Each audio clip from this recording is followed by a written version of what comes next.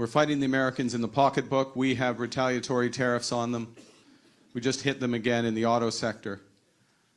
We're fighting them on Fox News, which is what they understand. We're sending Doug Ford onto Fox News to show them that we're not messing around up here. And we're going to send Danielle next. Maybe we won't send her. We're going to send Danielle. No. Let's talk about unifying the country, shall we? Because apparently nothing brings Canadians together like a Liberal banker mocking Alberta and throwing shade at Ontario. That's Mark Carney's idea of unity. He gets on a stage in Victoria, rolls out the red carpet, and calls this a hinge moment. He's doing this like he's auditioning for a Churchill biopic. And then he proceeds to insult the only premiers actually fighting to save jobs in this country. Yeah, unifying stuff. But he doesn't come out and straight up say it.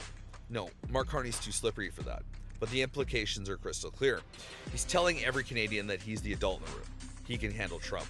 And to the premiers of the province getting crushed by American tariffs, they should sit down, stay quiet, and let Trudeau's former economic advisor, Mark Carney, he can handle it. Because apparently, the guy who spent half his life overseas knows better on how to fight for Alberta's oil workers than Alberta's own premier. And then there's that smug little moment.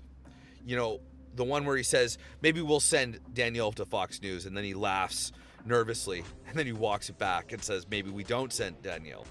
You can't say stand together with a province you're actively mocking. You want unity? Here's a thought. Don't insult the leaders trying to defend their province from economic devastation. This is the same Carney who talks about retaliatory tariffs like they're a patriotic battle cry, while ignoring the fact that it's working Canadians who are going to pay for them, when their plant closes, when their jobs vanish. And that's small condolences for them when Ottawa sends a little pamphlet and gives them a pat on their head and saying, thanks for voting for me. He's not uniting the country. He's not unifying them. He's managing the decline. And every province who pushes back, he treats like a problem to be corrected.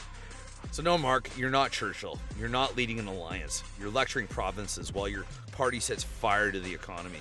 This isn't unity. It's condescension wrapped in a campaign speech. And quite frankly, I think Canada's sick of it.